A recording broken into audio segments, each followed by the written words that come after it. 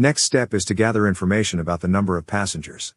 Ask, how many passengers are traveling? If the answer is 1, say, thank you and continue with other questions. If it is more than 1 passenger, you need to find out whether there are any passengers in another age group. Ask, are all passengers adults?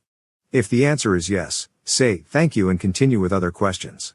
If there are children traveling, ask about their age. There are several age groups eligible for discounts. If a passenger is 12 years or older, by default in all situations it will be an adult ticket and the full adult price.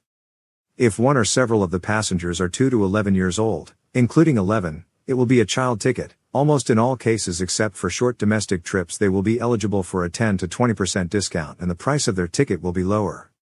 If there's a baby who is under 2 years of age traveling, it will be a whole different scenario. Infants travel on the lap of the adult, so there's no seat reserved for them. Due to that, the ticket cost is going to be substantially lower, only 10 to 20% of the adult ticket cost. So if the adult ticket is $1,000, child ticket could be about $800 to $900, and the infant ticket only about $100, and that is a big difference. It is very important that the child is still under 11 years old at the time of return from the trip to qualify for the child fare.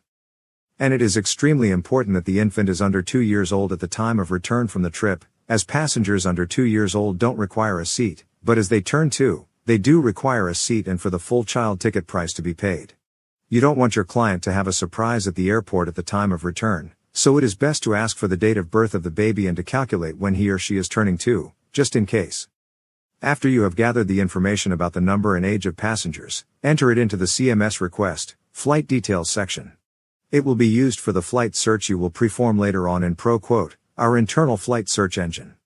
It will automatically check for the required number of seats and calculate all ticket prices for all separate age groups.